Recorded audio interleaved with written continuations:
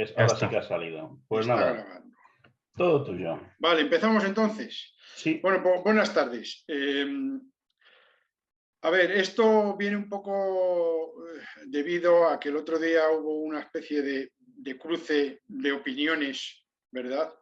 Hablando de alineaciones de monturas. Y bueno, hay cosas que se pueden discutir sobre ellas, pero hay otras que no. La geometría, desde que la escribió Euclides, y hasta ahora nadie ha sido capaz de desmontar el chiringuito que escribió en sus elementos, ¿verdad? Entre otras cosas. Así que hablé con Raúl y eso, y digo, bueno, pues vamos a preparar una especie yo qué sé, cómo llamarlo a esto, ¿no? Para para, digamos, aclarar algunos conceptos, luego que cada uno haga evidentemente lo que quiera. Yo esto que os voy a contar hoy no es algo que yo opine, es lo que está escrito en los libros de astronomía geodésica o astronomía de posición o astronomía observacional, que es todo más o menos lo mismo.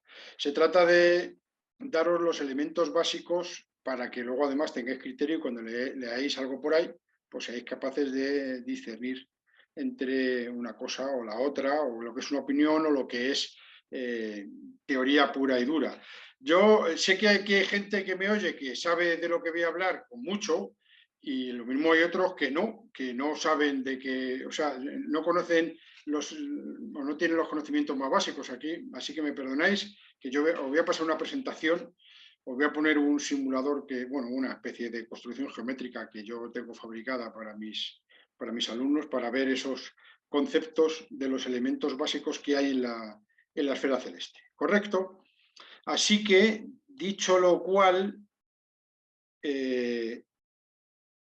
a ver, estaba intentando compartir la pantalla. ¿Dónde estamos? Aquí. Compartir. ¿Veis algo? ¿Hola? Sí, se ve. Se Sí, ve, ahora se vale. empieza a ver, sí, se ve perfectamente. Vale, perfectamente. Bueno, pues esto, como decía, es una especie de recopilación. Solo nos vamos a fijar en un concepto, que es el de los sistemas de coordenadas astronómicos. Esto habrá que prepararlo para otro día. Debe de ir un paso más allá y hablar ya de los sistemas de referencia, que no es lo mismo. ¿De acuerdo? Cuando hablamos de las coordenadas en astronomía, hablamos siempre sobre un sistema de referencia.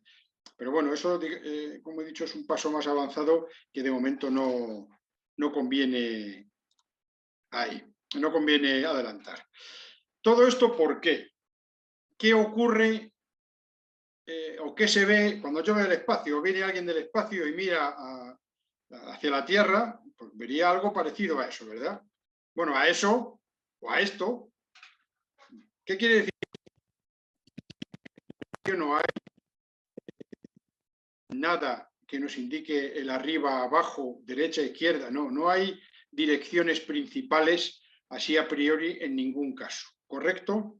De hecho, cuando vemos un fondo de estrellas, aquí parece una mezcla, es la misma imagen girada a 90 grados cada vez, no hay ninguna indicación de que estoy mirando bien, estoy mirando mal, estoy mirando al revés. Se hace necesario fijar unos puntos, unas direcciones, ahora veremos por qué, ¿no? Para poder hablar de las cosas que se ven en ese espacio, que van a ser básicamente astros. Fijaros, para los que no estéis acostumbrados a los simuladores, ¿qué veis aquí?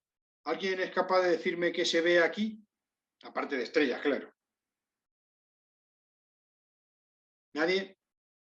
¿No identificáis? Perdón, el ratón se me ve, ¿eh? Sí. Sí, bien, es que yo juraría que aquí se podía poner un puntero láser. Sí, ahí está. Sí, ahí se ve Carmayor, Orión Sí. un poquito más arriba. Orión, ¿no? ¿verdad? Sí. Sí. Aquí. Vale. A ver, pasa. Bueno, no quiere pasar. Siguiente. ¿Y aquí?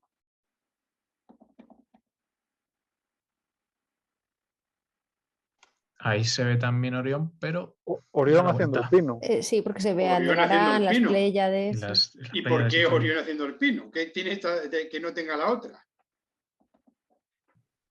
El Estás en sistema de hemisferio sur. referencia. Sí, eso es, ¿no? Bueno, en este caso el lugar de observación.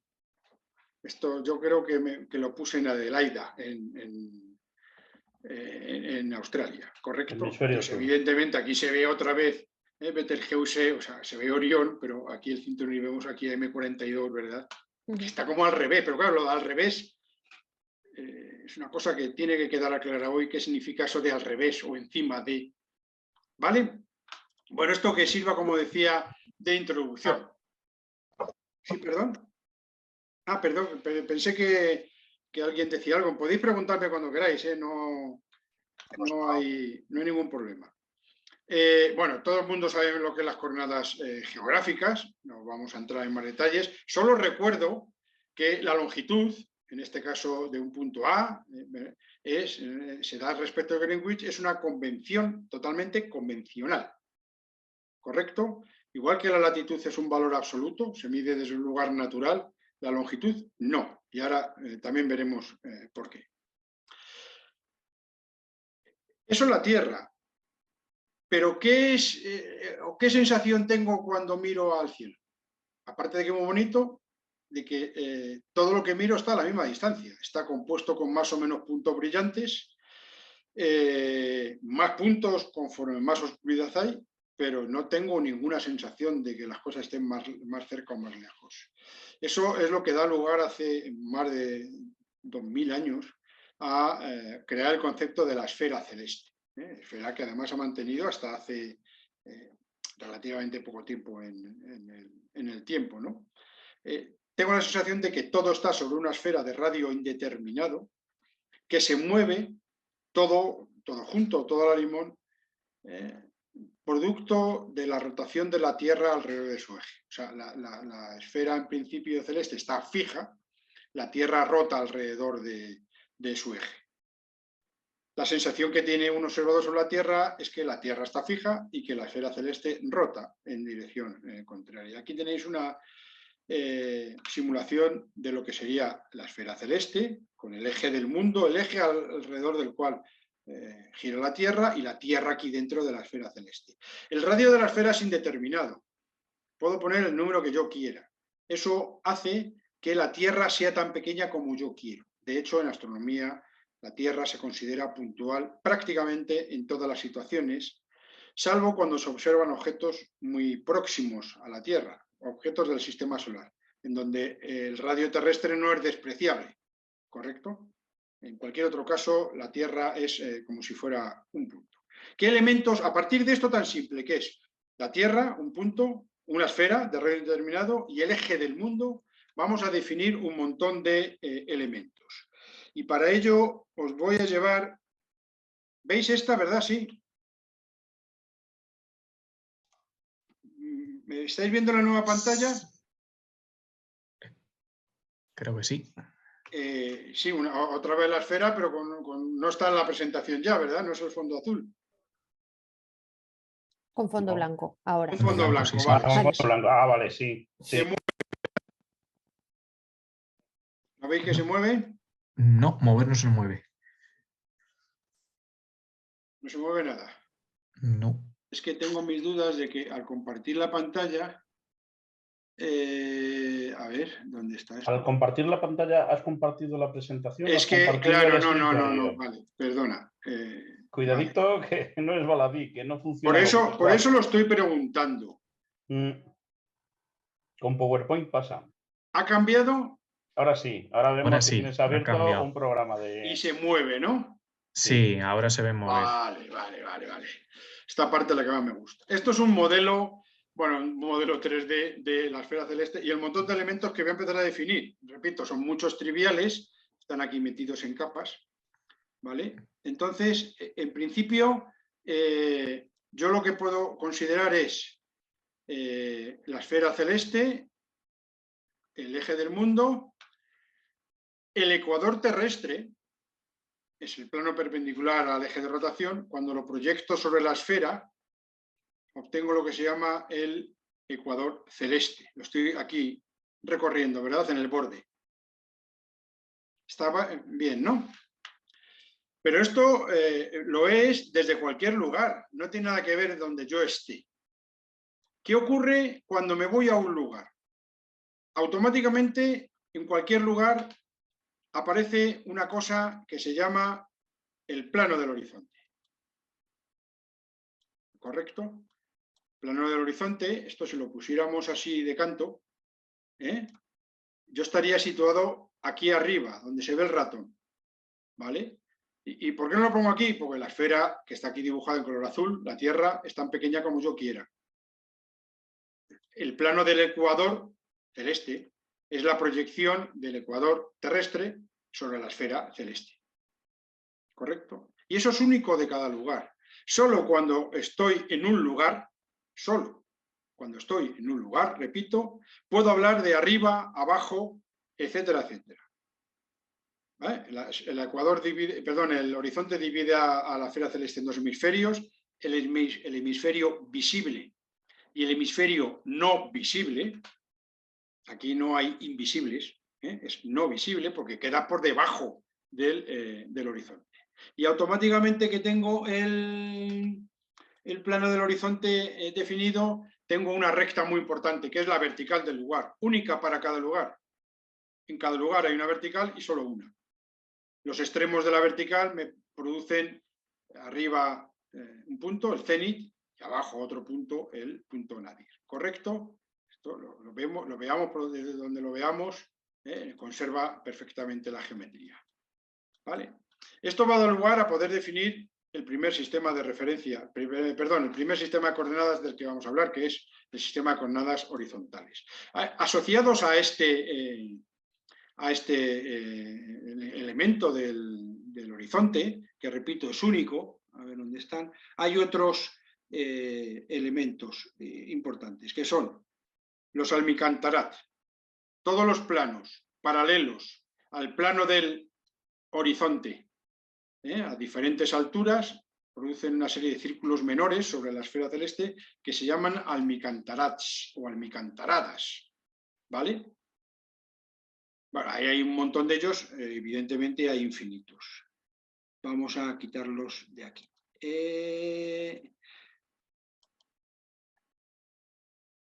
Sobre el plano del horizonte hay una línea muy especial, que es la que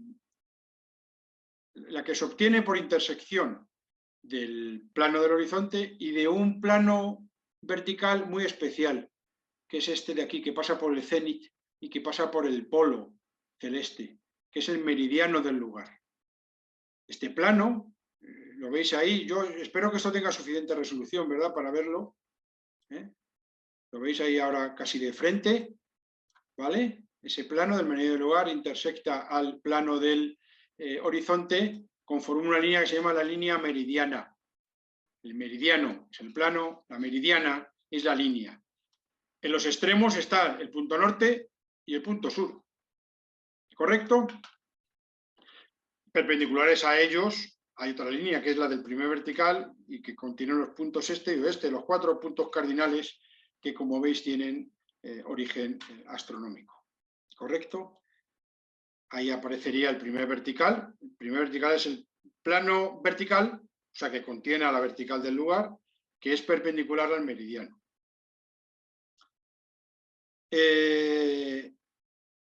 Bien. Lo que yo veo habitualmente, fijaros que hay aquí, yo en un lugar vería este plano del horizonte chiquitín y el horizonte topográfico, que es el que levanta más o menos, está proyectado también sobre la esfera celeste. Esto es también importante para cuando veamos la definición de los sistemas. Bueno, vamos a quitar cosas.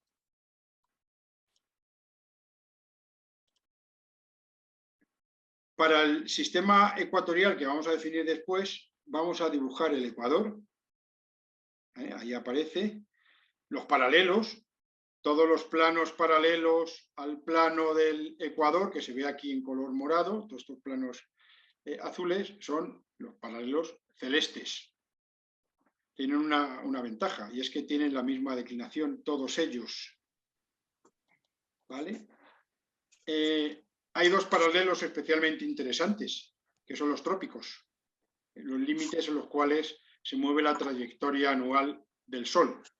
También luego vuelven a aparecer. Esto es para que tengáis una, digamos, una visión más general de todos los elementos que hay en la esfera celeste. No voy a entrar en propiedades y eso, si leéis algo, alguna vez tenéis dudas, pues ya sabéis que preguntéis por el grupo y alguien os dirá algo sin ningún tipo de problemas. ¿Vale? Bueno, pues estamos. Seguimos con la presentación. Sobre los elementos sobre la esfera celeste. Ahora ya vamos a dibujos fijos, ¿verdad? Vemos aquí esa esfera celeste, la Tierra estará aquí en medio. Vemos la meridiana NS, es la línea norte-sur, y el plano que está dibujado aquí en la pantalla, que contiene al polo y al cenit, es el meridiano del lugar. El primer sistema de coordenadas se define a partir de la posición natural de la línea de la plomada, la línea de la gravedad. ¿Vale? Utiliza un plano fundamental. Todos los sistemas de coordenadas de astronomía están definidos a partir de un plano fundamental, un punto sobre él y un sentido en la medida de los ángulos. El plano fundamental es el plano horizonte y da lugar a las coordenadas horizontales, también llamadas acimutales, también llamadas altacimutales, pero el nombre formal es coordenadas horizontales. El punto fundamental es el punto sur. Manuel, sí. No sé, estamos todavía con el programa este de antes. ¿Has pasado Perdón, la presentación? vale, perdón. Vale, Es por que, lo que estás contando, joder, digo, no. Qué fino es esto, claro, no. Mucho. Estoy señalando yo aquí como los bobos. Y es que el Zoom y el Teams no lo hacen igual. Como estés acostumbrado al Teams, te despista el Zoom. Voy a cambiar Ahí, perfecto. la pantalla, vale, perdón. Ahí se ve. Ahí se ve, vale. Es que yo, claro, como si la estaba viendo, pues hablaba como los bobos. Sí, pero que somos, sí. Decía, se ve perfecto. Vale, decía, coordenadas horizontales. Todos los sistemas de coordenadas, todos, utilizan un plano fundamental, un punto fundamental sobre él y una dirección en la medida de los ángulos. ¿Correcto? El plano fundamental es, en este caso, el plano del horizonte.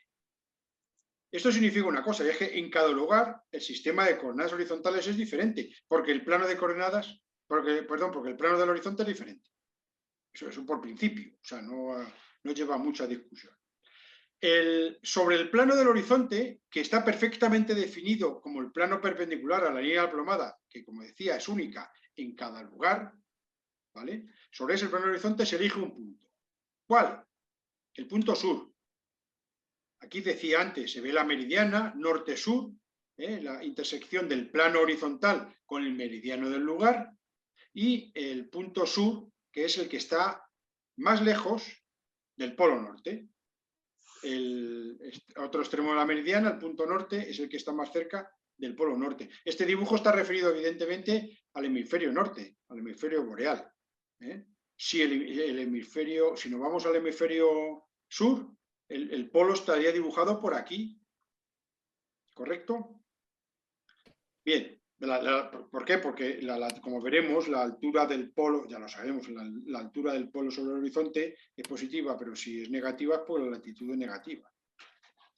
Bien, en astronomía, en geodesia, los acimutes, que es el ángulo que se mide sobre el plano del horizonte, se miden siempre desde el sur. Los acimutes en el norte son siempre los topográficos y los cartográficos. Esto no quita para que, como es un rollo esto de los acimutes desde el sur, al final se generalice y se tomen siempre desde el norte. Pero formalmente, las coordenadas astronómicas que se obtienen son siempre con acimutes desde el sur. ¿Qué es un acimut? El ángulo, el arco, me da igual, la esfera es indeterminada, la puedo poner una unidad que yo quiera. Decía, el arco o el ángulo que va desde el punto sur por el horizonte hasta el vertical, el plano vertical que contiene al astro, en este caso la estrella E. Por tanto, es este ángulo. ¿De acuerdo? Pasa por el punto oeste, bueno, pues 147, por lo que sea. ¿Correcto? La segunda coordenada es la altura sobre el horizonte, que es un ángulo, que es el arco que hay desde el horizonte hasta la estrella medida sobre el vertical que la contiene, que es único. Para cada estrella, en cada lugar, hay un vertical y solo un vertical. ¿Vale? Y siempre es el de menor recorrido, el que vaya entre menos 90 y más 90. O sea, no me puedo ir aquí y medir por aquí 90, 147. Eso, la altura tiene valores determinados entre menos 90, el punto nadir, 0 para cualquier lugar del horizonte, por supuesto, y 90 para el punto cero. Primera pareja de coordenadas astronómicas, las coordenadas horizontales, el azimut y la altura. Y cuando se habla del azimut y la altura, incluso en topografía, siempre se refiere a estos azimutes y a esta altura. No hay otros que los que aparecen aquí. ¿Correcto? Por favor, si hay alguna duda o algo que no quede claro, me lo decís.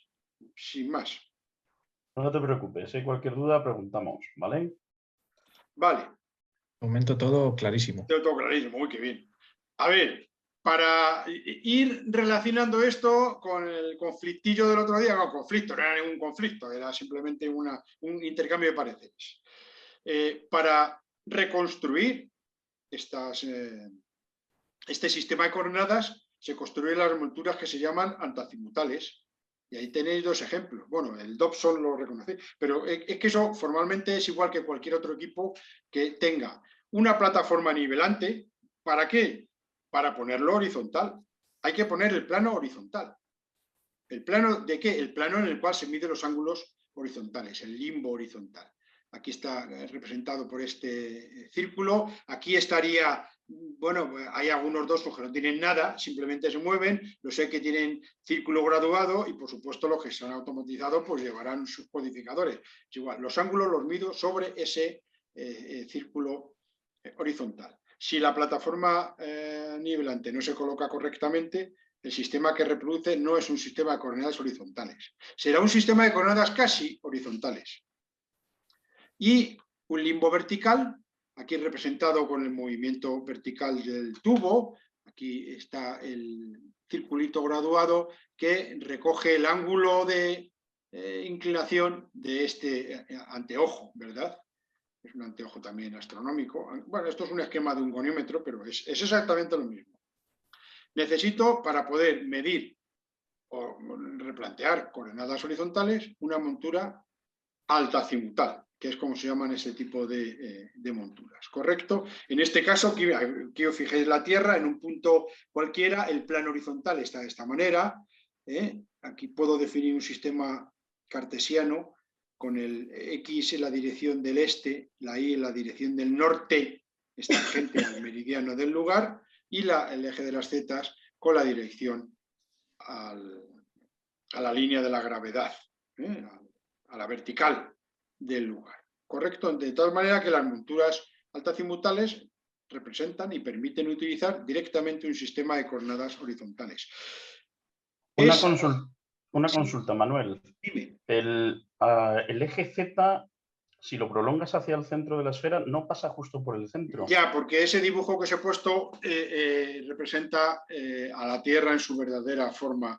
Bueno, en su forma más aproximada, que es la de un elipsoide de revolución. Y la vertical local no tiene por qué apuntar al centro. Vale. No. De hecho, la vertical nunca apunta al centro. O sea, la vertical, la normal al elipsoide no pasa por el centro del elipsoide, salvo que coincida con el eje mayor. Y estos son los polos. O con el menor. ¿Vale? Igual que pasa una elipse. Sí. Perpendicular a una elipse no pasa por el centro, salvo que sea el semieje mayor o el menor. El menor. El mar de Apolonio, etcétera, etcétera. ¿En los polos o en el ecuador? Vale. En los polos o en el ecuador, exactamente. ¿No? Aquí es un elipsoide de revolución aplastado por los polos, porque este es un dibujillo que he aprovechado de las clases de geodesia para definir los sistemas de referencia, ¿no? Pero para que lo veáis. En astronomía, a ver, todo esto da lugar luego a una serie de correcciones. Todo lo que no se ajusta a la realidad, que es todo, es decir, la Tierra no es un punto, la Tierra no es redonda, el eje de rotación no coincide con el eje de inercia, lo que da lugar a problemas como precesión, como el movimiento de los polos, la distribución de masas es diferente, problemas con la nutación, la aberración de la luz, la paralaje aneo diurna, también hemos hablado de ellas en el grupo alguna vez. Todos esos fenómenos todos esos fenómenos se tratan como si fueran correcciones. O sea, la simplificación en astronomía es muy simple. La Tierra es esférica y puntual. La distribución es homogénea y, por tanto, la vertical es una línea recta que pasa por el centro de la esfera. ¿Eso es verdad? No. Ahora, todo lo que no sea verdad y que tenga sentido corregir, se corrige a partir de esos diferentes fenómenos. ¿Vale? Joder, qué rollo os acabo de contar, madre mía. Vamos a lo simple, ¿eh? Vamos a lo simple. Sistema ecuatorial. ¿Cuál es el inconveniente? O sea, ¿cuál es la ventaja del sistema ecuatorial? La sencillez con la cual puedo poner en estación cualquier cosa. De hecho, es tan sencillo que cualquier equipo digno, o sea, un poquito más grande, todos, absolutamente todos, tienen monturas altazimutales. Creo que era Yolanda, tienes detrás un pedazo de antena, ¿verdad? No, a Cristina. Tenía ahí un pedazo de antena. Sí, sí, sí. Sí, pues dinos cómo es la montura que tiene, cómo está apoyada. Es altazimutal, la montura del antena. Es que no habría manera, de momento duplicarías el peso si la quieres poner ecuatorial, porque necesita los contrapesos. Estás duplicando el peso de una cosa que pesa un montón. No hay una gravedad, es complicadísima. Todo tiene que funcionar de manera simétrica a la vertical para tener movimientos precisos, etcétera, etcétera. Pero tiene un inconveniente. Es que las coordenadas horizontales son diferentes no ya en cualquier lugar, sino en cualquier momento. Es decir, las coordenadas de un astro horizontales ahora mismo son diferentes a las de hace 5 minutos y a las de dentro de 10, o sea, son variables a lo largo del tiempo. Eso me hace imposible escribir una relación de coordenadas horizontales de tales estrellas. ¿Cómo lo hago? Para todas las estrellas, para todos los lugares, para todas las horas del día, para todos los días del año, sería una cosa inviable. Por eso la mente humana, que funciona cuando quiere bien, inventa otras cosas. Bueno, las coordenadas horizontales, que decía, que son las coordenadas ecuatoriales. ¿Qué hay independiente del lugar? ¿Asociado a la Tierra? Pues sus elementos intrínsecos, el eje del mundo y el ecuador. Aquí, fijaros que sobre el dibujo anterior que he conservado el horizonte y este vertical, he dibujado en color azul el plano del ecuador y un meridiano, este plano de color rojizo que pasa por P y que pasa por E y que pasa por P', los polos norte y polos sur celestes. Esos son los meridianos celestes, prolongación de los terrestres. Bueno, pues el nuevo sistema de coordenadas se llama sistema de coordenadas ecuatoriales horarias. Veremos por qué lleva apellido. El plano fundamental para la definición de este sistema es el plano del Ecuador. El plano del Ecuador es independiente de cualquier lugar. Es el mismo plano para alguien en Ávila, que para alguien en Canberra, que para alguien en Lima. Está asociado a la Tierra, ¿correcto? Sobre el plano del Ecuador voy a buscar un punto. Ya ahí tengo un problema. Voy a elegir en principio el punto que llamo Q', ¿verdad? Si los extremos de la intersección del plano del horizonte con el meridiano del lugar se llamaban norte y sur, en este caso, los extremos de la línea de intersección del meridiano del lugar con el plano del Ecuador lo voy a llamar Q y Q', porque es lo habitual, simplemente. Bueno, pues voy a elegir el meridiano hacia el sur, el meridiano superior, el punto que está en el meridiano superior de un lugar como origen de ángulos. Y el sentido como el otro, no lo dije antes, es el sentido retrógrado, sentido de avance de las agujas del reloj. ¿Correcto? De tal manera que un astro, yo trazo el meridiano que intersecta en el Ecuador en un punto, pues llamo ángulo horario al arco que va desde el punto Q' por el Ecuador hasta este meridiano y declinación desde el Ecuador por el meridiano hasta el astro. ¿Correcto? ¿Qué hemos ganado? Pues hemos ganado una cosa. De momento, ese par de coordenadas son independientes del lugar. No del momento, pero sí del lugar. Y además hemos ganado una segunda cosa, y es que la declinación es constante. Porque si os fijáis antes, la trayectoria aparente del punto E, de la estrella, en la esfera celeste, es un paralelo celeste. Recorre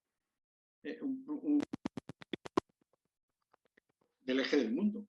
Eso significa que como el plano paralelo es paralelo al ecuador, la distancia es la misma. Es decir, este punto esté aquí o más adelante en el tiempo, más adelante, va a estar siempre con la misma declinación. El sistema de coordenadas horizontales, la declinación, es constante a lo largo del tiempo. En principio también. ¿Vale? El ángulo horario no. Pero el ángulo horario, ¿a qué está asociado? A la rotación terrestre. No es constante, pero es proporcional al tiempo. Es decir, si yo cuento cuando la estrella esté pasando por el meridiano, culminando, su ángulo horario será 0. Y al cabo de 1 hora, 15 grados. Y al cabo de 2 horas, 30 grados. Y al cabo de un día entero, vuelve aquí, porque en un día entero ha dado la vuelta al eje del mundo. Por eso se llama ángulo horario. Varía de manera proporcional a las horas. Cada hora, de hecho, el ángulo horario no se mide en grados, se suele medir en horas, ¿no? Pues cada hora avanza exactamente 1 hora, los 15 grados que, como decía, correspondían. Ya hemos ganado algo. Ya puedo dar coordenadas independiente del lugar, pero asociadas a la hora de observación. Luego, al final, tengo ahí preparado una especie de resúmenes de horas también para ver qué significa todo esto. Bueno, pues ¿puedo reproducir esto? Sí. ¿Con qué? Con una montura ecuatorial, que todos conocemos, ya habéis visto, muy bonitas, bueno, curiosas, pero solamente para juguetes. Sí es verdad que hay algunos juguetes muy caros, hay monturas por ahí de estas que la gente, sobre todo los yanquis, madre mía, ¿no? Que parecen como una especie de camión, pero tiene sus limitaciones, está limitado a productos de aficionado, aunque sean de una pasta. ¿Qué es lo que hace? Pues reproducir el sistema. Tiene un eje, lo que aquí llama eje polar, que es el eje del mundo, ¿verdad? Y perpendicular a él, que está limitado por por este círculo graduado, que es el que representa el movimiento sobre el ecuador. Si este de aquí sería el círculo del ecuador. Y perpendicular a él, el círculo de los meridianos, por donde se mide la declinación. Una montura ecuatorial bien colocada está midiendo, determinando las coordenadas ángulo horario y declinación. ¿Correcto? Claro, esto hay que saber ponerlo bien y hay que ponerlo bien y luego el aparato tiene que tener la precisión que tenga. Todo al final está limitado y en este caso las limitaciones son siempre tanto del estacionamiento como la propia precisión intrínseca de los equipos, ¿no? Equipos que son un poco de juguete. Algunos de los que estéis aquí visteis el teodolito que llevé, la estación total que llevé, aquella práctica del sol, ¿no? Y estáis hablando de una diferencia de precisión pues como 100 veces menor que lo que tiene un teodolito de un poco de precisión. Bueno, pues igual que en el otro caso, de colocarla de manera precisa. Y para ello tengo que definir un plano, el plano del horizonte, en el otro era el plano del... Perdón, en este caso el plano del ecuador, en el otro caso el plano del horizonte, ¿no? Y el punto sur, o el punto Q', que es el que me va a dar, digamos, el origen de los ángulos. Es mucho más sencillo nivelar con un buen nivel y obtener un plano horizontal que apuntar, poner el plano ecuatorial, replantear el plano ecuatorial, el eje del mundo. Bueno, esto ya como curiosidad. La relación que existe entre estos dos sistemas de coordenadas, que parece que no es trivial, digamos, la aplicación fundamental que tiene es la resolución de lo que se conoce con el nombre de triángulo de posición. No vamos a entrar en números, no os asustéis. Pero si yo considero los puntos P, el polo, el cénit del lugar y una estrella, este triángulo esférico que queda aquí, el P, Z, E, se le conoce con el nombre de triángulo de posición. ¿Por qué? Porque permite determinar la posición en la que me encuentro del mundo, la posición, digamos, georreferenciada, un sistema de coordenadas latitud y longitud. Se obtiene a partir de la transformación de un sistema a otro, resolviendo, como decía, este triángulo esférico mediante técnicas de trigonometría esférica. Yo de un astro siempre voy a conocer este lado, que es 90 menos la declinación. Voy a medir este lado, que es 90 menos la altura, o sea, lo que hago es medir la distancia cenital. Y voy a medir la hora. Si mido la hora, puedo resolver el triángulo y obtener la latitud. O obtener el azimut correcto, tanto la latitud como el azimut. Si sé dónde está la dirección del norte, puedo determinar la hora, puedo determinar, por tanto, la longitud.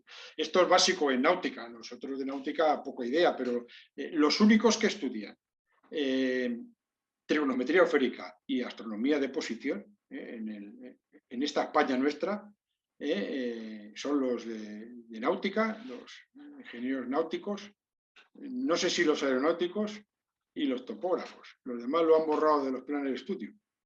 Pero vamos, cualquier pirata que se precie sabe resolver un triángulo de posición. Si alguien tiene mucho interés, le indico cómo.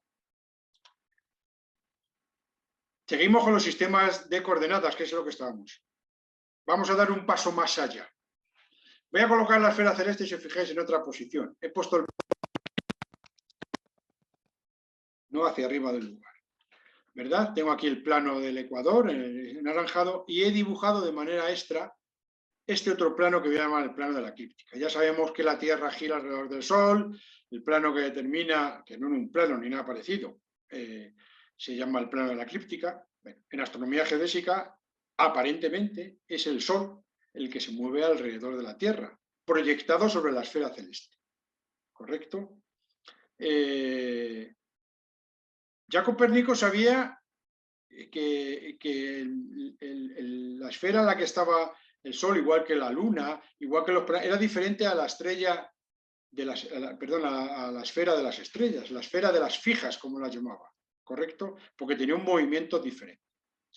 Aparentemente, ¿qué es lo que yo observo? Yo aquí metido en el centro de la Tierra, a lo largo de un año entero, voy a ver cómo el Sol se desplaza sobre ese fondo de estrellas. Si yo, claro, el Sol se mueve todos los días igual que las estrellas, pero si yo cada día miro, yo ya sé que el Sol está en una posición diferente cada día. Se va desplazando ligeramente en sentido directo, hacia atrás, y al cabo de un año vuelve otra vez al mismo sitio. ¿Vale? Bueno, pues esa es la trayectoria anual del Sol. Ese es el plano de la eclíptica que define. Pues voy a utilizar otra vez, para definir los dos nuevos sistemas de coordenadas, el plano del ecuador, siempre lo mismo. Un punto sobre el plano. En este caso, ¿tengo algún punto fijo en la esfera celeste? Sí. ¿Cuál? Aries. ¿Qué es Aries? Aries es uno de los extremos de esta línea, que se llama línea de los equinoccios, que es la intersección del plano del ecuador y el plano de la eclíptica. En el otro extremo está Libra. Y en los puntos perpendiculares, Cáncer y Capricornio. ¿Correcto? La inclinación del Sol en Aries es nula, es cero, está en el ecuador, comienza a ascender hasta que alcanza un valor máximo, en verano, el solsticio de verano, comienza a disminuir hasta que llega otra vez al otoño, inclinación cero, empieza a transitar por regiones bajo el ecuador, bajo, entre comillas, pues aquí no hay arriba y abajo, ¿de acuerdo? Declinación negativa hasta el solsticio de invierno, el punto Capricornio, y vuelve otra vez a la anual en Aries. Una trayectoria completa es un año, una vuelta del Sol, aparente, alrededor de la Tierra. Los puntos se llaman así porque hace 2000 y pico años se proyectaban en esas constelaciones, cosa que ahora sabemos que no es así. Ahora ya han cambiado. ¿Por qué? Por efectos de la precesión de los equinoccios, que también es otro tema que podremos tratar otro día si queréis. Bien, Aries es un punto fijo de la esfera celeste. No existe, no hay una banderita, pero puedo localizar dónde está. Si yo considero ese punto, puedo definir un nuevo sistema de coordenadas, decía, que es el sistema de coordenadas ecuatoriales absolutas. Plano, el plano del ecuador. Punto, el punto Aries. Y el sentido, en la medida de los ángulos, el sentido directo, el sentido contrario al de avance de las agujas del reloj. De tal manera que para una estrella cualquiera que esté aquí, ¿verdad? Yo aquí tengo una extensión recta, el arco que hay por el ecuador desde Aries hasta este meridiano y una declinación. La misma declinación que el sistema de ecuatoriales horarias. La declinación es la misma. ¿Correcto? Son diferentes el ángulo horario y la extensión recta, aunque por supuesto están relacionados. También lo vamos a ver en las próximas transparencias. ¿Correcto? ¿Cuál es la ventaja de este sistema? Que son constantes. Es que dices, es que los astros se mueven ya, y Aries también. Aries es como una especie de chincheta en la esfera celeste. Conforme el punto E se mueve en su trayectoria diaria, Aries también. De tal manera que este arco sigue siendo el mismo siempre. O sea, hemos conseguido definir un sistema de coordenadas constante. No es trivial definirlo, porque claro, Aries no está en ningún sitio, es decir, puede incluso estar, que no se vea, o sea, puede estar bajo el horizonte, en un lugar. ¿Cómo yo oriento respecto de Aries? Bueno, se puede hacer, evidentemente, pero hemos conseguido ya ese sistema de coordenadas. Todos los sistemas de coordenadas antiguos, desde el sistema de los catálogos de Hiparco, ya estaban dándose en ascensión recta de inclinación. O sea, no, tampoco hemos inventado nada ahora, no lo han dado todo inventado. Bueno, pues, nuevo sistema de coordenadas. El sistema de coordenadas eclípticas utiliza como plano el plano de la eclíptica, también el punto Aries como origen y el sentido directo nuevamente para los ángulos.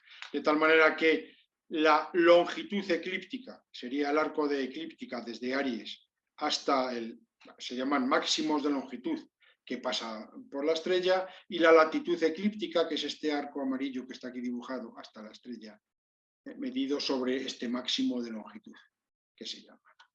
Es un sistema solo útil para astros del sistema solar, sobre todo aquellos que pillan cerca del plano de la eclíptica. ¿Por qué?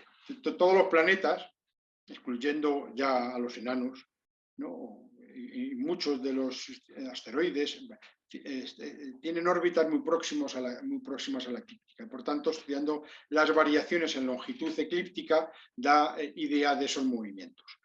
Si vamos a estudiar un planeta como Plutón, una gran órbita inclinada, muy inclinada respecto a la eclíptica, pues el sistema con las eclípticos no tiene un valor así añadido muy grande. Incluso lo dije cuando hablé con Raúl para ponerle el título que iba a estudiar. ¿Las coordenadas galácticas existen? Sí. ¿Y qué utilizan?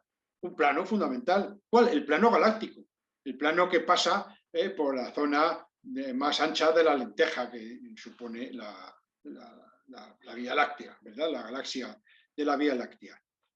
Entonces, ese es mi plano fundamental. Se elige una dirección determinada por algún objeto exterior y a partir de ahí pues mido las coordenadas galácticas. Siempre es igual, plano fundamental, un punto en el origen y un sentido en la medida de los ángulos. ¿Alguna duda hasta aquí?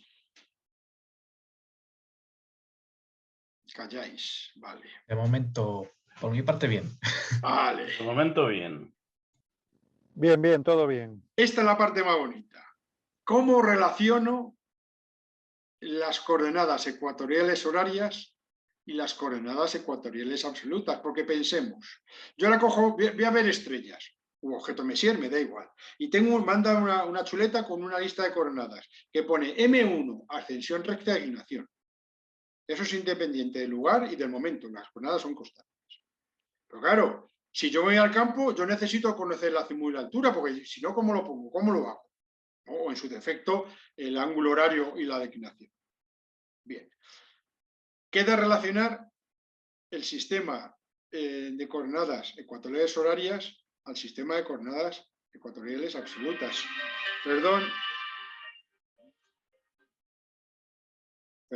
es que el teléfono suena.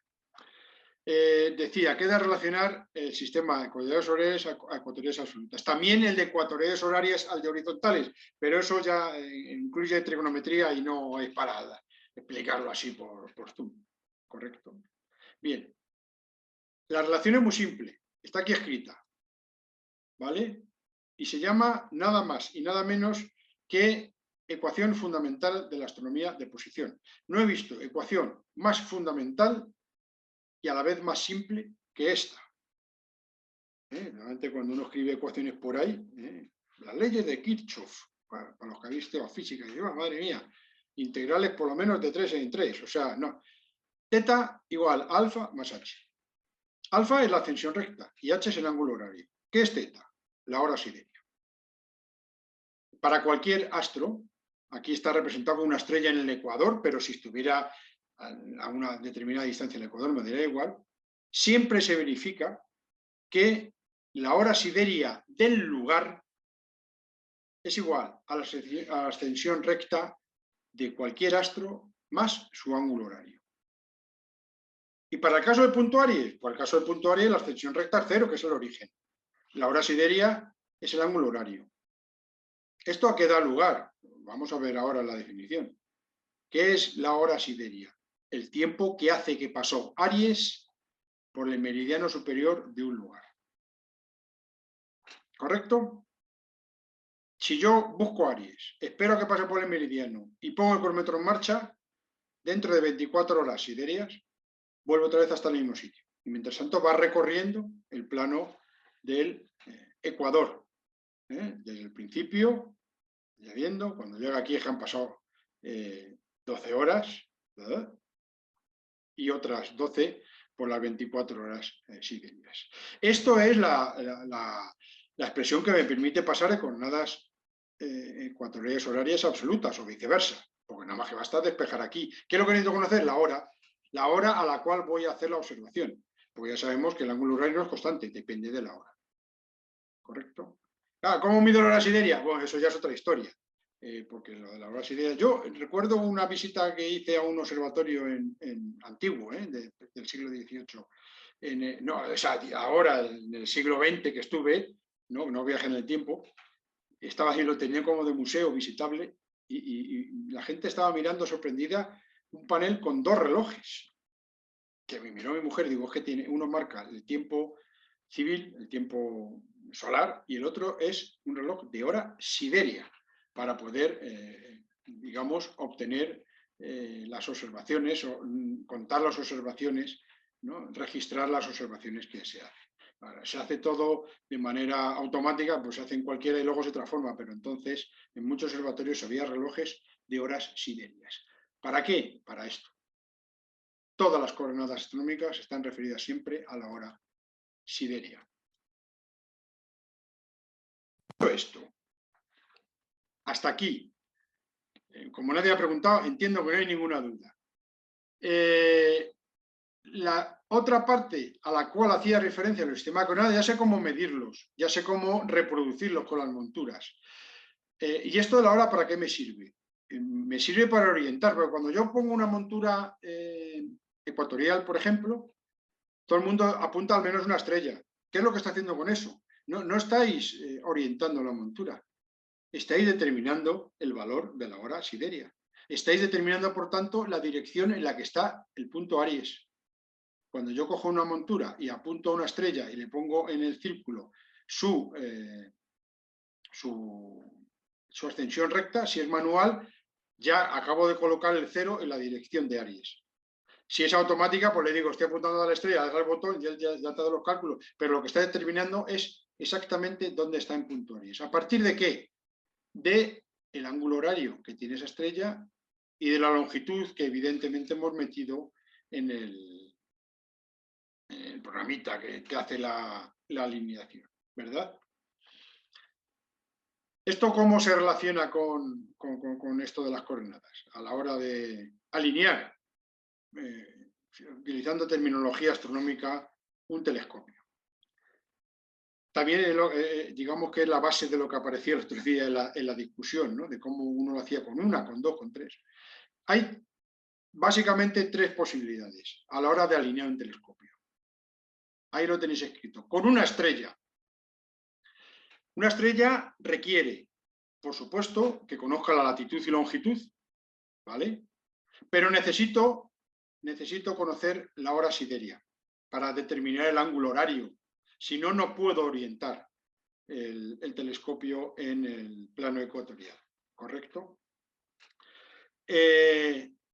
La montura me reconstruye las direcciones principales, bien el eje de la inclinación y el plano, o sea, el eje del mundo y el plano del ecuador, bien la vertical con el plano del horizonte, me da igual.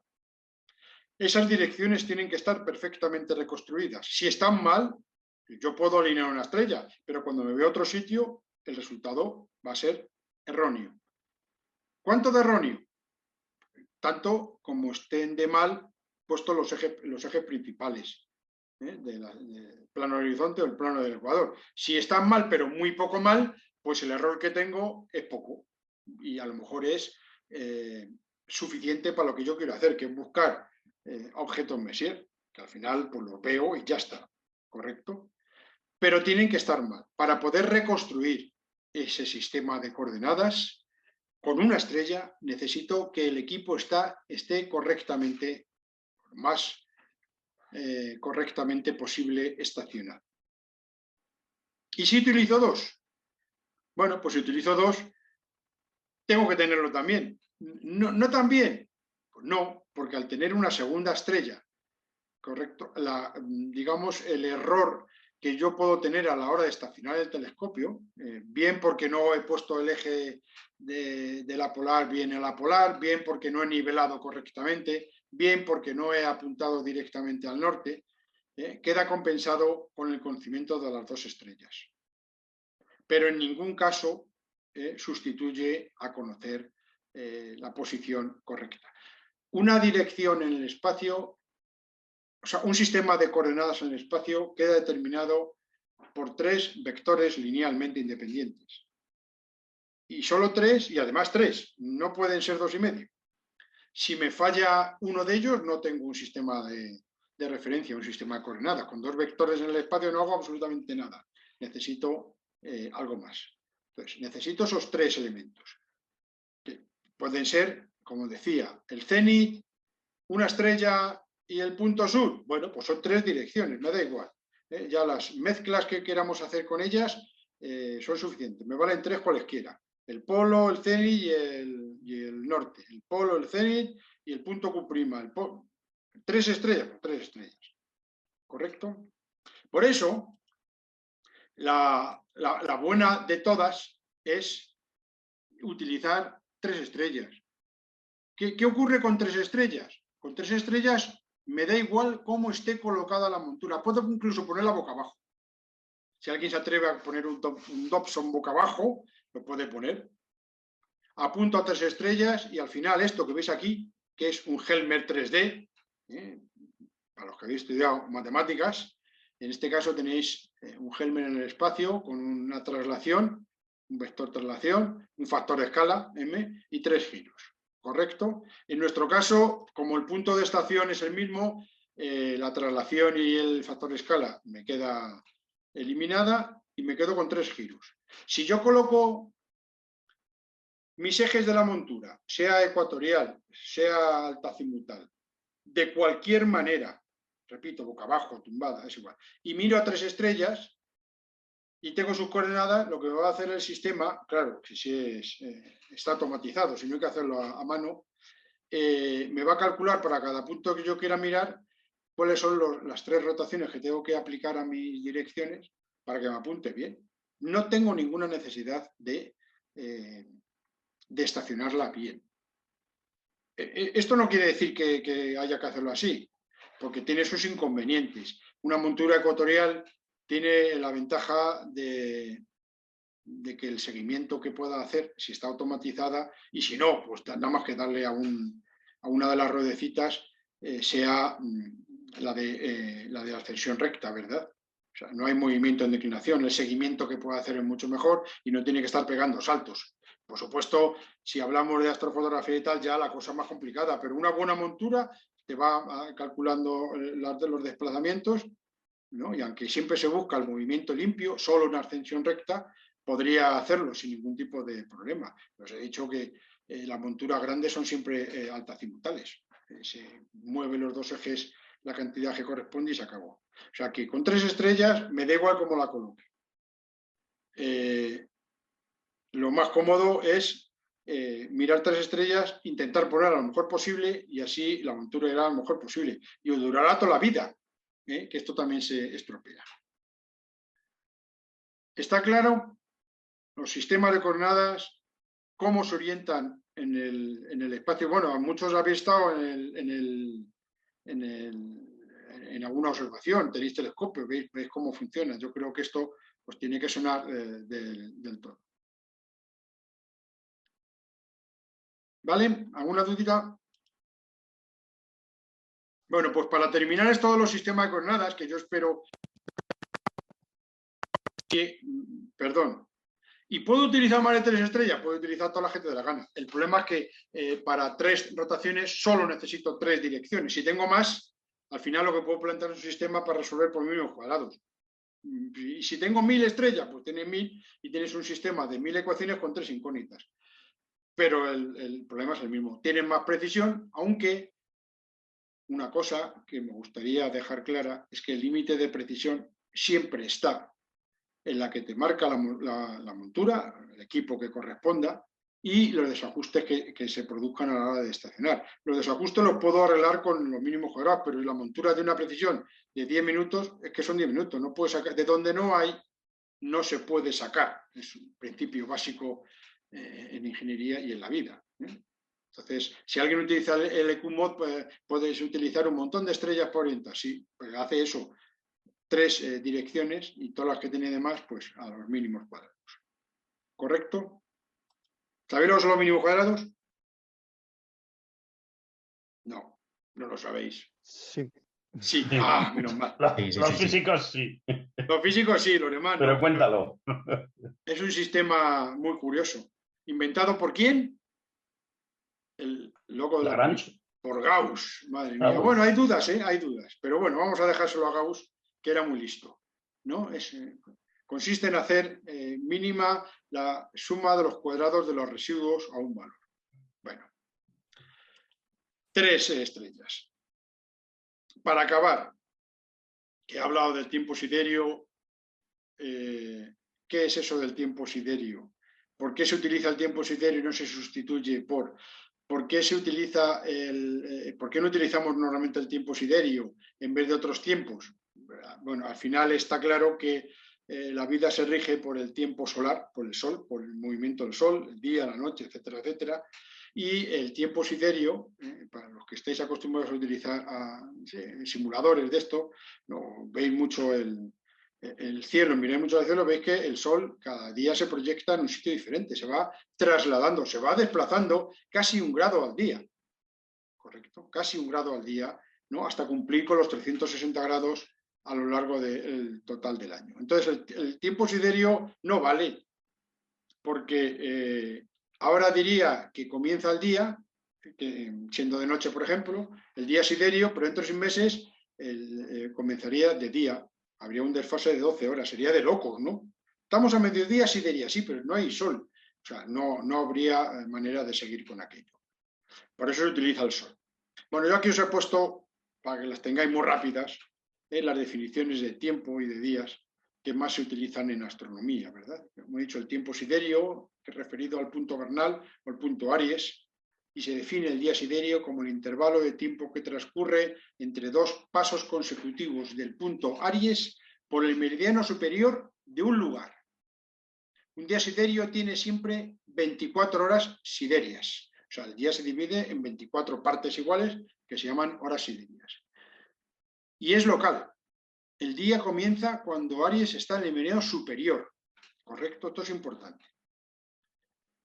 Ya hemos dicho que el tiempo siderio no vale. Hay otros tiempos siderios. Porque luego se define el tiempo siderio uniforme, que pretende calcular,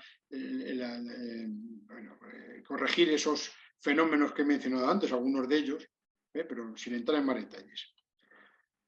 ¿Y el día verdadero? ¿Qué es el día verdadero? Pues el intervalo de tiempo que transcurre entre 2 pasos consecutivos del sol verdadero, el único que existe, ¿no? Por el meridiano superior de un lugar. Un día verdadero tiene 24 horas verdaderas. Y también es local. ¿Qué significa esto de que sea local? Que está asociado a un lugar. Que si aquí son las 12 horas de tiempo siderio, las 15 horas de tiempo siderio, o las 14 horas de tiempo verdadero, en Valencia no. La diferencia que hay entre el tiempo siderio o el tiempo verdadero aquí en Ávila con el tiempo siderio o el tiempo verdadero en Valencia es la diferencia de longitudes que hay entre Ávila y Valencia. La diferencia de tiempo entre dos lugares diferentes, la diferencia de tiempo, del mismo tiempo, claro, entre dos lugares diferentes, siempre la diferencia de longitudes. O sea que si nos vamos al pueblo que cambié el reloj en este tipo de escalas de tiempo. O sea, cada vez que me muevo hay que cambiar la hora, porque el tiempo es local. Además, el tiempo verdadero tiene un inconveniente, y es que, bueno, ya sabéis que Kepler enunció 3 leyes, ¿no? Pues la segunda, la velocidad del Sol es diferente cada día para cumplir la segunda ley, y por tanto los días son diferentes a lo largo del año. La duración de un día verdadero es diferente en otoño, en primavera, que en agosto, que en febrero. ¿Vale?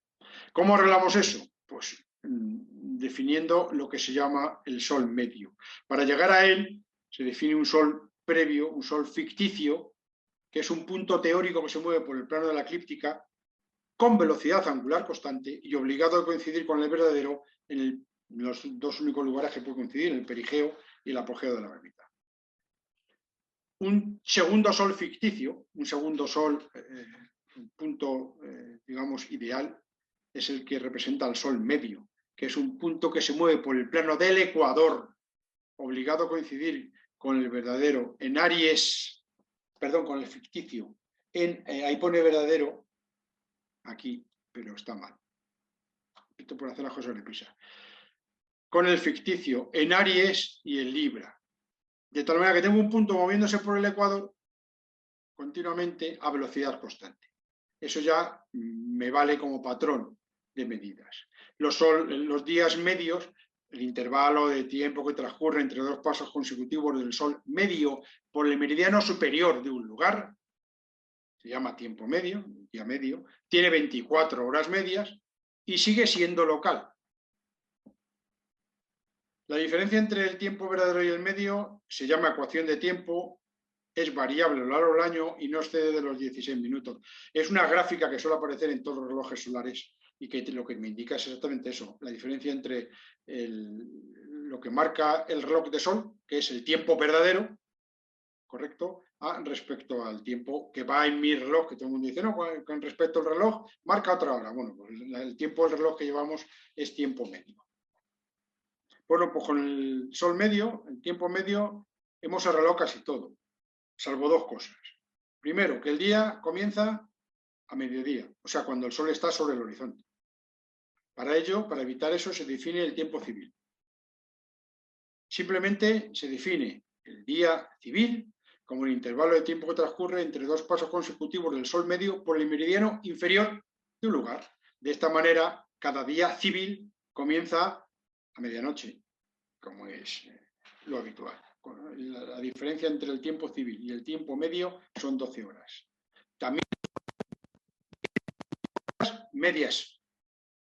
No se utiliza el término de hora civil. La unidad es la hora media, que es 1 partido por 24 del día medio. ¿Correcto?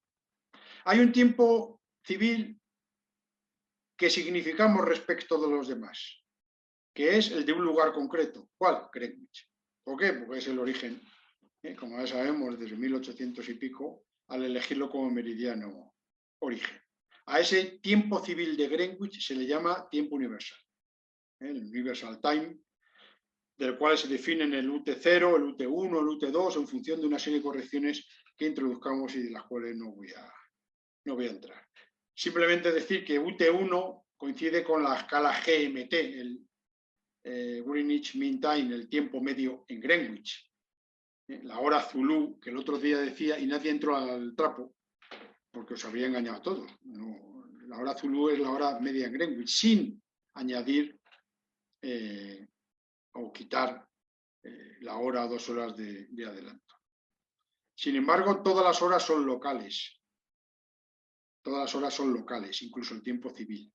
El tiempo universal, que es el tiempo local en Greenwich. Para arreglar esto, se diseña el sistema de usos horarios, en donde se asigna a un uso de 15 grados de 1 hora el mismo tiempo que el del meridiano, que el tiempo civil del meridiano central. Nosotros estamos en el uso que corresponde al meridiano de Greenwich y, por tanto, nuestra hora nuestra hora oficial es la hora civil de Greenwich, ¿correcto? Yo qué sé, te vas a Sofía, en Bulgaria, y como está en el uso de al lado, pues tiene su hora oficial en la civil del meridiano, que está a 1 hora del meridiano de Greenwich, ¿correcto? Bueno, eso yo me imagino que lo tenéis superado, no vamos a entrar. La hora legal, aquí veo que también he puesto legal, es aquella que cada país modifica a la oficial, le añade 1 hora, 2 horas o media, o, por ejemplo, en nuestro caso,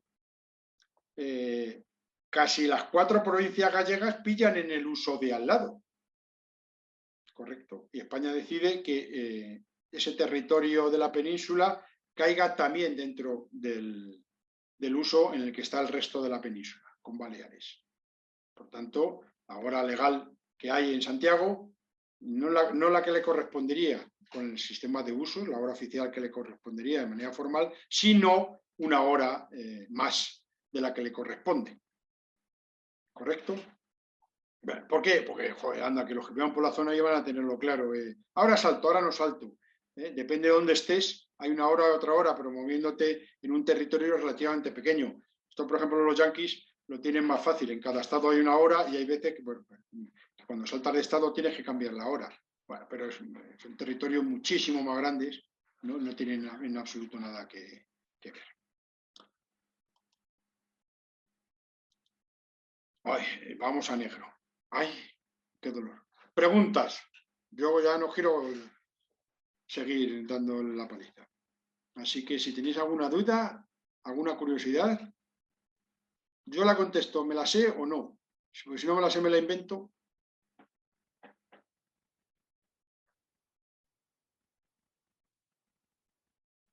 Hola. ¿Sí? Nos hemos ido todos a tomar un café. Sí, es que yo digo, ¿os habéis quedado dormidos o qué? No. No. Me ha Por mi encantado. parte, o sea, se ha entendido todo bastante bien, muy bien. Así que... Ay,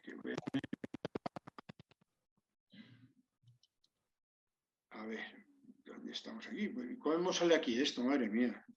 Ya no quiero compartir la pantalla, ya estoy enfadado. Hala, pues deja de compartir la pantalla. Es que estaba buscando aquí para poner... No hay manera de que esto se vaya. No hay manera que esto se vaya. Dejar de... Ahora, ya, para ver alguna cara. Aquí veo a Joaquín. Es el único que se muestra. Bueno. Sí, yo es que he parado vídeo para que fuera mejor todo. Sí, no, hombre, es lógico y razonable. Si no, luego le cuesta a la máquina poder con todo. Conclusión. Esto de las coordenadas es muy entretenido. Sí, ya te digo, es de lo más interesante que hay. Pero vamos, después de un montón de cosas. Lo que pasa es que es básico. Y lo que entiendo que no se deben de hacer son lástima que Ángel no esté por ahí, que me decía que me colocaba en la montura 2 son tirada y con una estrella por ahí brillante, para rebatirle. Pero es que la definición de un sistema de coordenadas tiene que ser rigurosa, si no lo que tengo al final pues no vale. Y esto es, como he dicho al principio, el primer paso. Aquí lo importante sería hablar de los sistemas de referencia. Pero eso es otra guerra. Esa es otra charla. Ya, pero eso ya es otro nivel, quiero decir, a lo mejor puede resultar incluso un poco incomprensible, ¿no? Para mucha gente que no haya estudiado cosas de estas, ¿no? La definición de un sistema de referencia incluye la determinación de constantes físicas, etcétera, etcétera. Pero bueno, para nuestras observaciones normales y corrientes. Controlando esto, yo entiendo que el que vaya a poner la montura no debe tener más dificultad, aparte de que no veo la polar, porque no ha enfocado, etcétera, etcétera. El resto tiene que ser relativamente sencillo. Así que yo me gustaría escuchar alguna pregunta así un poco curiosa. ¿Alguna pregunta, señores, señoras? A mí, la verdad es que lo de la...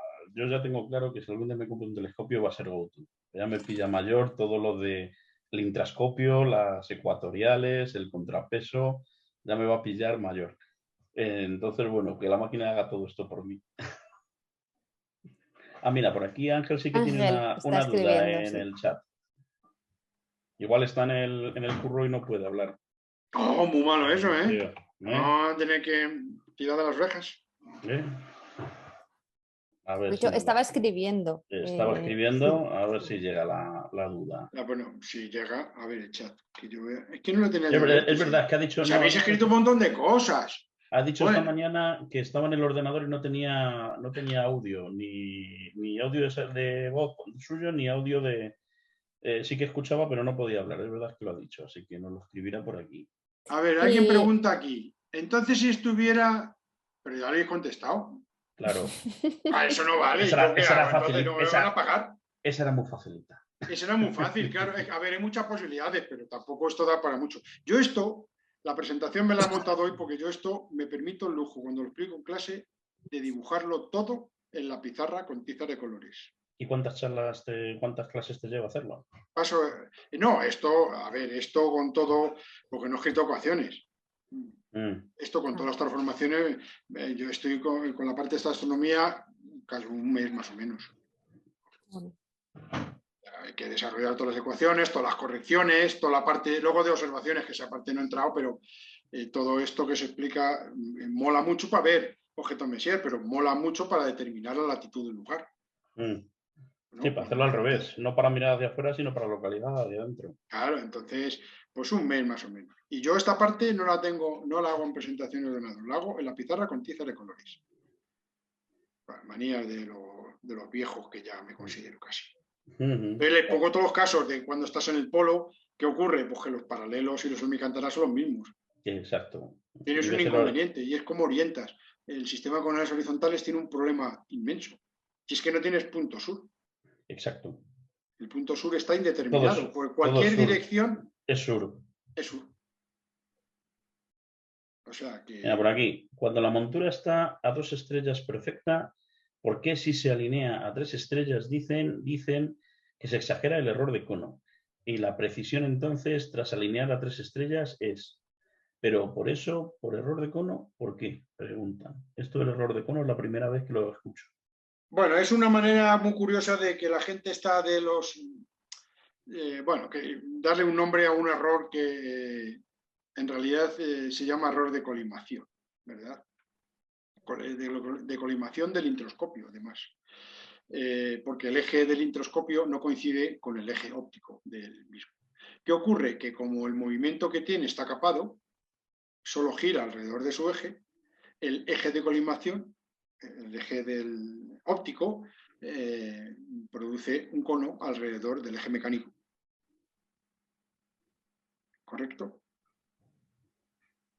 O sea, pensar en el eje mecánico es el centro del cilindro, del cilindro que representa al pequeño telescopio, ¿verdad? El eje óptico es el que une el centro del objetivo con el centro ocular.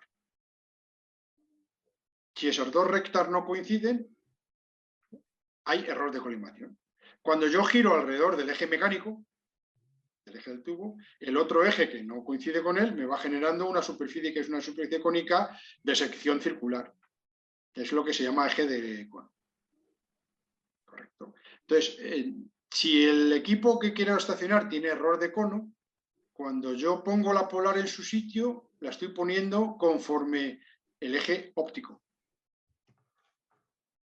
Pero entonces, el eje de rotación del telescopio, que lo hace alrededor del eje mecánico, proporciona un error al movimiento, a la lectura de las coordenadas que yo leo. Es lo que se llama aquí error de cono. ¿Cómo lo corrijo? Haciendo coincidir el eje óptico, el eje de colimación, con el eje mecánico. ¿Y eso cómo se hace? Pues en estos cacharrillos, moviendo un plastiquito donde están grabadas los introscopios. Estos suelen llevar un dibujo de la polar con unos círculos. Pues eso se desplaza con 3 tornillos, tanteando. O sea, lo giro, veo que se va a la derecha, lo giro, lo muevo un poquito. Bueno, hay una técnica para ir por aproximaciones sucesivas, ¿verdad? Dividiendo por la mitad de la distancia, y al final el error de cono solo se corrige así. Entonces, Pero claro, sí, dime. Pero estás hablando entonces de colimar el telescopio realmente. No, de colimar el introscopio, el polarímetro, ¿cómo se llama? El pequeño tubillo que sirve para colocar el eje de rotación en dirección al eje del mundo. O sea, se pueden colimar los dos entonces. Todo se puede colimar. Vale. Siempre que hay un sistema óptico y uno mecánico, eso es colimable. Da igual lo que sea. Incluso el pedazo de radiotelescopio que tiene detrás se colima. No hay eje óptico, pero necesitas que el espejo, la parábola, el centro de la parábola esté en su punto, o sea, en el punto del eje que la define, ¿correcto? Ahí no hay eje óptico, pero sí el de la señal electromagnética. Entonces, en el momento que tienes 2 ejes, el sistema es colimable. Puede ser muy complicado, porque con un sistema de Newton es muy fácil. Pues mueves un poquito el espejo, mueves un poquito el otro espejo y ya está. En un catadióptrico es complicadísimo, porque cada vez que tocas algo se mueve el otro. Y toda esa colimación siempre se hace por aproximaciones. ¿Correcto? Entonces, todo es colimable. Todo error de colimación induce un error. El problema es que en un Newton yo lo tengo mal colimado y no tiene nada que ver con la orientación. Lo que hago es verlo mal. O lo veo bien en la parte central del espejo y en los bordes lo veo con algún tipo de aberración. ¿Vale? Pero a efectos de decir me apunto a otro sitio, no tiene nada que ver. En un refractor la colimación es harto complicada porque eso implica mover las lentes.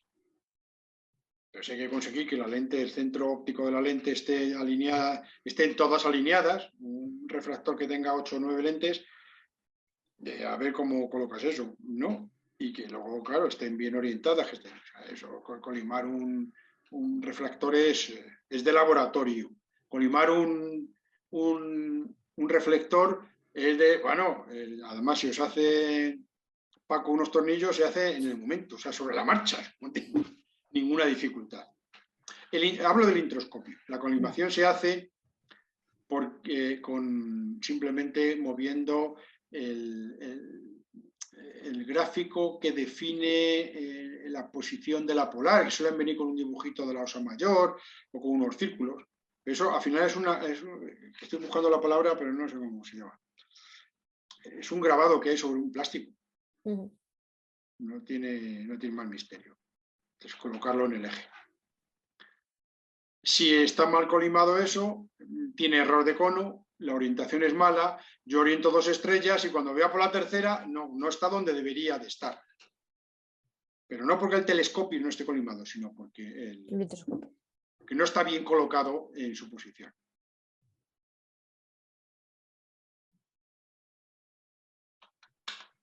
Más dudas.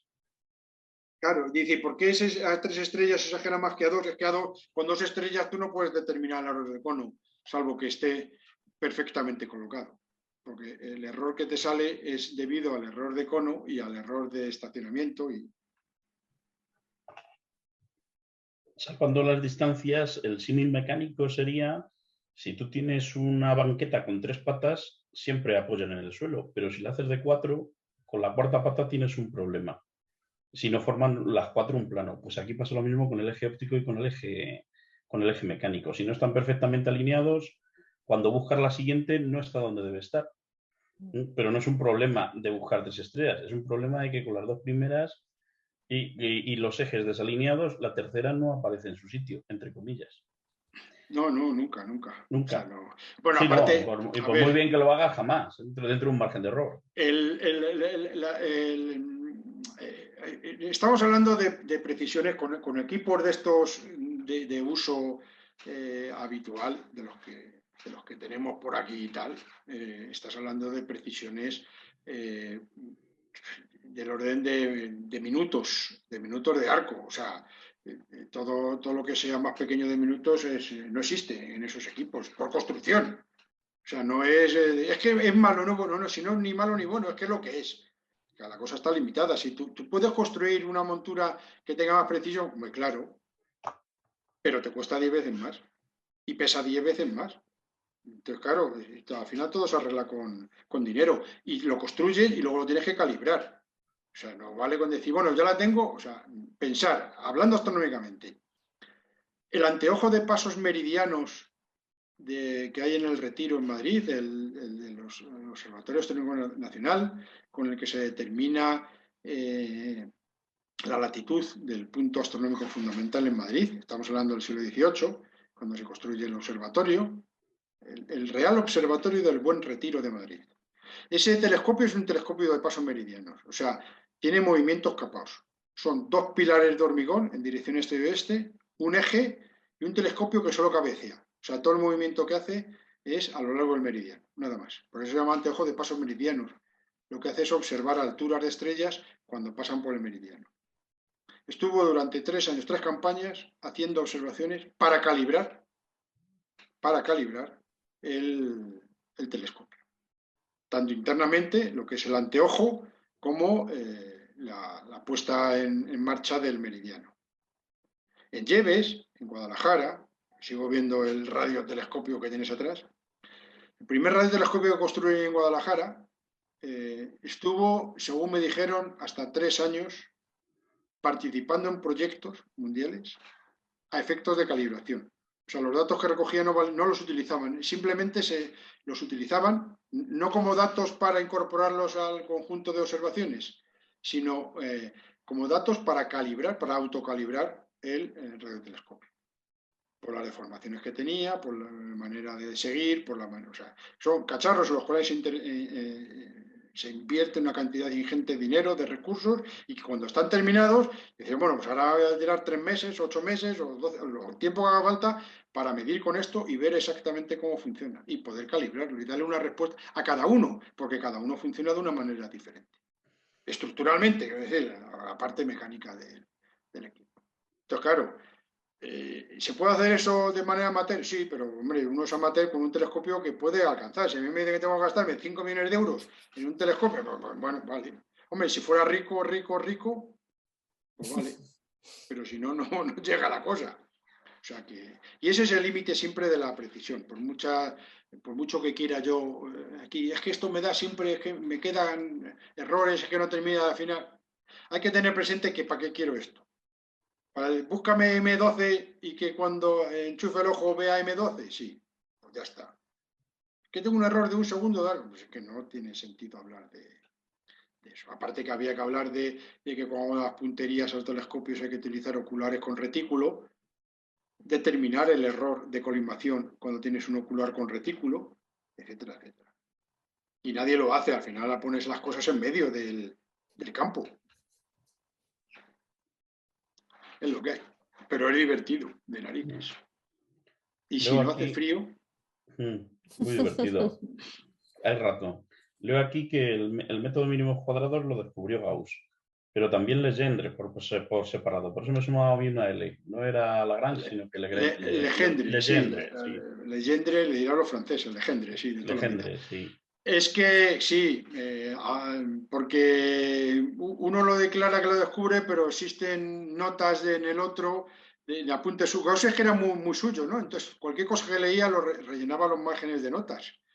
Notas incomprensibles aún para los que hemos estudiado en matemáticas. Es decir, que el tío se le iban ocurriendo cosas geniales sobre la marcha. Entonces, tenían notas de mínimos cuadrados para resolver un problema que lo estaba leyendo ahí puesto. Por eso está la discusión de... Uno fue el primero que lo publicó, pero el otro ya lo había escrito, aunque no se lo había comunicado a nadie. De todas maneras, parece genial. Yo es que este tío, el Gauss, tiene muy mala leche, ¿eh? Sí, era un tío insoportable total. Pero... Era así, al estilo de Newton. Eran sus primos lejanos. Más o menos, sí. Para que os hagáis una idea, no es exacto y es una simplificación de lo que es el método de mínimos cuadrados. Los que no lo habéis sufrido en físicas o parecido, imaginad que tenemos 2 aparatos de medida. Y hacemos una medida con el primero y medimos 3 veces y sale 100, 101 y 99. Si yo cojo los errores simplemente como están, si la medida fuera 100, pues uno es más 1, otro es menos 1 y si los sumo se anulan. Y parece que no ha habido error en la medida. Sin embargo, si los cojo al cuadrado, 1 al cuadrado y menos 1 al cuadrado sale 1 y el error acumulado, diríamos, es 2. Si otro aparato mide 100 y luego mide 110 y 190, lo mismo, si sumo simplemente los desvíos directamente, se anula uno con otro. Sin embargo, el error de 10 de un lado y de otro al cuadrado sale 100 y 100, 200. Pues el método cuadrado lo que hace es, cuando tú quieres tomar una serie de medidas, coges esos cuadrados sobre el valor medio esperado y haces que sean lo mínimo posible. Con matemáticas, haces que esos valores se hagan lo mínimo posible. Y ese es el método, a grandes rasgos, simplificando mucho, de mínimos cuadrados, que se utiliza mucho. Ese y el de multiplicadores de Lagrange, pues estabas todo el día con él en física, allí dando vueltas para allí y para acá. Te quitaban el sueño, soñabas con ellos. Pero tiene un inconveniente. Mm. El método mínimo cuadrado se ajusta a todo, pero ajusta todo incluso aunque haya un valor aberrante. Exacto. Es decir, yo tengo 100 valores, todos 990, o sea, 100 valores, 99 de ellos próximos a un valor, a 36. Y meto uno que valga 1549 y al final ajusta. Y me produce un desvío de narices. Sí, ahí lo que se hace pues es eso, todos los valores aberrantes o superiores a una determinada valor absoluto se quitan, porque si no puede salir cualquier cosa. Eso ya es la teoría de la medición y teoría de errores, da para un curso completo, como puede decir Manuel. Un curso completo o dos. O dos.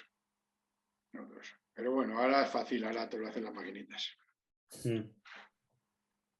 Sí, por ejemplo, ahora con un Excel, vosotros cogéis Excel, ponéis una tabla de valores que tenga una X y una Y y te lo ajusta a un polinomio, a una parábola, a una exponencial, te hace a mínimos cuadrados, te hace la aproximación que quieras de los puntos, te interpola la que quieras, que cumpla, pues eso, que sea una logarítmica, que sea una radical, que sea por mínimos cuadrados, te calcula el polinomio, te lo hace todo. Esto, claro, cuando lo hizo Gauss en 1801 para la órbita de Ceres, así a mano, sin calculadoras, con tablas de logaritmos, lo haría el buen hombre este, ¿no? Y pluma y tinta. Sí, con tablas de logaritmos, todos los cálculos. Con tablas de logaritmos. No existían ni las reglas estas de cálculo de gran parte del siglo XX. O sea que esta gente, claro, yo doy una charla de ondas gravitacionales y se la doy a los de segundo de bachillerato aquí en el instituto. Y cuando tú has hablado antes de la segunda ley de Kepler, a mí la segunda ley de Kepler me parece alucinante, pero es que la tercera me parece increíble. Que consiguiera en aquella época simplemente haciendo cálculos a mano, darse cuenta de que el periodo al cuadrado era proporcional al eje mayor de la órbita al cubo. ¿Cuántos cálculos tuvo que hacer? Porque es empírica la fórmula. O sea, él iría utilizando fórmulas hasta que encontró la que mejor encajaba. Vamos, es que ¿cuánto tiempo estuvo haciendo este hombre cálculos? Sin una calculadora a mano. Tuvo que ser, vamos, alucinante. Claro, las dos primeras leyes son de 1609 y la tercera de 1618. Le llevó 9 años enunciar la tercera ley y son todas empíricas, hasta que Newton en 1687 no demostró la gravedad, la fórmula de gravedad universal, no se pudieron explicar las leyes de Kepler ya desde el punto de vista teórico, ya a justificarlas. Todo, y eso, pues, el método mínimo cuadrado en 1801, por ahí. O sea que alucinante. Porque ahora hay calculadoras y ordenadores, pero entonces todo a mano. No había ni lápiz. Qué buenos tiempos, que dirían algunos. Madre mía. Era alucinante, ¿eh? Cualquier cálculo tenía que ser una locura. Yo todavía, que aunque no lo parezca, soy ya, como tengo unos años, todavía he calculado por logaritmos cosas. Sí. ¿Y has utilizado tablas de Hombre, las reglas estas de cálculo? No, las reglas no, eran tablas de logaritmos. Tablas de logaritmos. Tablas de logaritmos de las líneas trigonométricas, el seno, el coseno, la tangente. Toda fórmula se descomponía para ser calculable por logaritmos y a descomponer logaritmos y bueno, madre mía, no quiero ni acordarme. Ya tenía calculadora programable, ¿eh? Sí. Pero había un profe que nos obligaba a hacerlo así. A mí en primero de BU me obligaron, en una clase me obligaron a hacer el cálculo. El libro tenía en la parte de atrás tablas de senos, cosenos, tangentes, secantes, cosecantes, cotangentes y de logaritmos. Y nos obligó un día a hacer unos cuantos cálculos utilizando las tablas de logaritmos, unos cuantos productos y divisiones y raíces, que no dábamos crédito. Yo una asignatura entera, no, bueno, de ayer mismo. Bueno. ¿Más dudas? ¿Ninguna duda más? Bueno, de todas formas, como queda grabado, si os lo volvéis a ver tranquilamente y tenéis cualquier duda, pues nada, le doy la lata aquí a Manuel, que seguro que está encantado de responderos, ¿vale? Sí. A darte las gracias, Manuel.